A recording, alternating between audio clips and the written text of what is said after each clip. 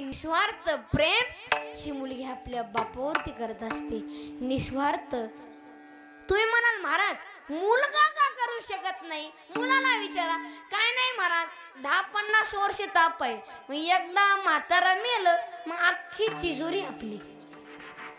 मुलगी तशी नाही महाराज. जिस घर को मैं 25 साल मेरा मेरा मेरा मेरा कर रही हूं ना, मेरा को पता है जब छोड़ के जाना पड़ेगा तब भी प्रेम करती हूँ. निस्वार्थ प्रेम ही मुलगी आपल्या बापावरती करत असते.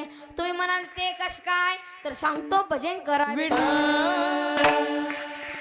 कल्पना करा, 14 वर्षाची मुलगी शाळेतून जर घरी आली ना, पहिली चौकशी करते, आई आज बाबा जेवले का ग?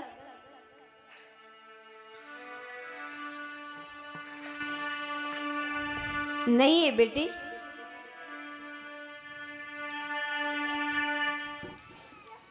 ते सकाळपासून चहा घेतले नाहीये, ते कॉफी घेतले नाहीये, आणि ते नाश्ता केले नाहीये, आणि ते कोणाशी बोलत नाहीये, आणि ते तिथेच बसून आहे. तू घे जेवून. काय काय, आज माझा जन्मदाता बाप उपाशी आहे, मी नाही जेवणार. ज्या दिवशी जन्मदाता बाप उपाशी असतो ना, त्या दिवशी मुलगी दिवसभर उपाशी असते. संध्याकाळच्या वेळेस बाबाला आग्रह करते, बाबा बाबा तुम्ही 2 तरी घास खाऊन घ्या ना, बाबा बाबा तुम्ही 2 तरी घास खाऊन घ्या ना. बाप मात्र जेवत नसतो आणि मुलगी मुळू मुळू लढत असते. संध्याकाळची 11 वाजू देते, अख्ख्या घराला झोपू देते, आपल्या बापाच्या खोलीत जाते. बापावर त्या तोंडावरचं पांघरण काढते. बाप डोळे उघडून पाहतो तर काय,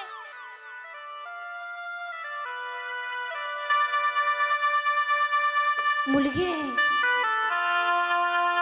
कालीस बेटी, कालीस. बाबा तुमची तब्येत ठीक नाही ना बाबा? बाबा बाबा हातपाय चिपून देऊ का बाबा? बाबा बाबा डोकं दाबून देऊ का बाबा? बाबा बाबा खायला करू का देऊ का बाबा? बाबा बाबा डॉक्टर म्हणून आणू का बाबा? बाबा अख्ख्या घराची काळजी करते ती मुलगी फक्त. बाबा बाप लढतच उठून बसला, मुलीला कवटाळला, मुलीने विचारलं की का लढता बाबा, का लढता?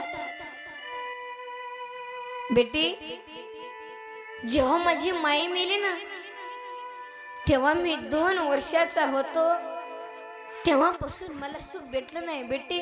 तू कधी कधी येतेस, माझ्या तोंडावरून हात फिरवते, मला असं वाटते की पांडुरंगा ही माझी लेक नाहीये, ही माझी मायाच माझ्या पोटी जन्माला आली की काय. म्हणून मुलीचं लग्न झालं त्या वर्षी बापाचं वय 50 असू द्या, आणि मुलगीच्या सासरला नांदायला जात असते ना, एका वर्षात बाप सारखा दिसतो. एवढा मोठा खड्डा आहे बापाच्या जीवनामध्ये.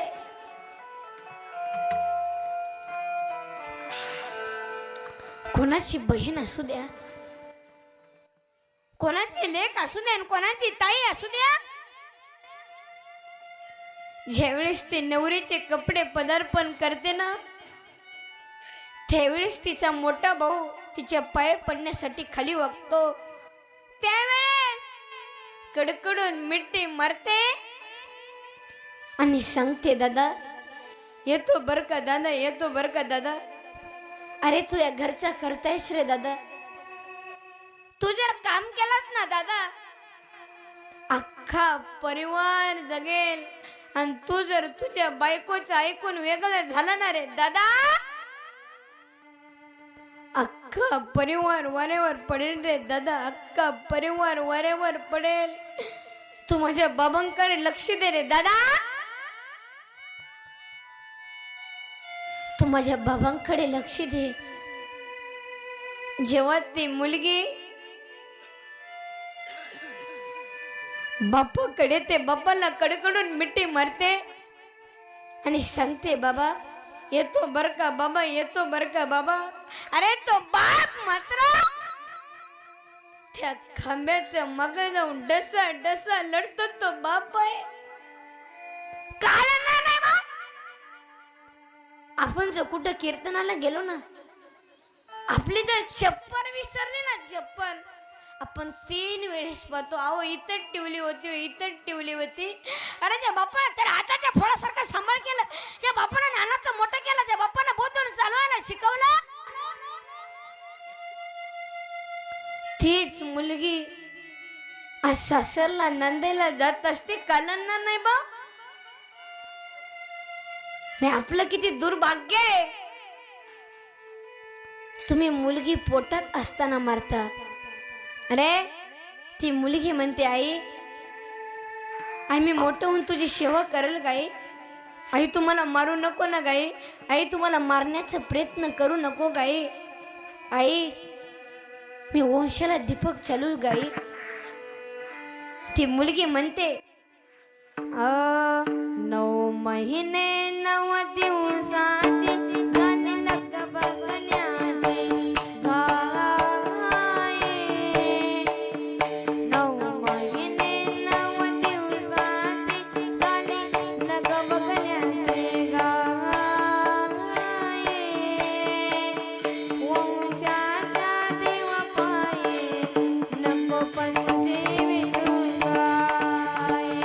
वंशाच्या देवापायी नको पंचे विठुराय.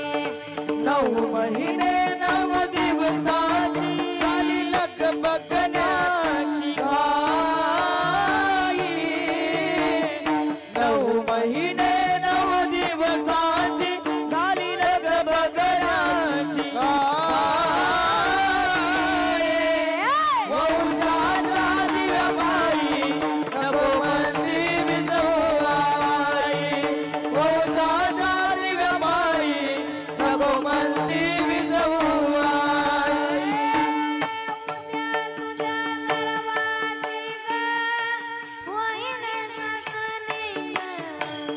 मुलगी आहे म्हणून साधे नका बोलू. उद्या तुझ्या गर्भाची ग होईल सासरे ग. मुलगी आहे म्हणून सारे नाक मोडणार ग. तुझ्याची मोकल्या कानाला ओ मोकल्या कानाला तुझी बुजबुज ऐकोय. वंशाच्या दिवापायी नको पंथी विठुराय. वंशाच्या दिवापायी नको पंथी विठुराय. हे वंशाच्या दिव्यापायी नको मंदी विजवाई.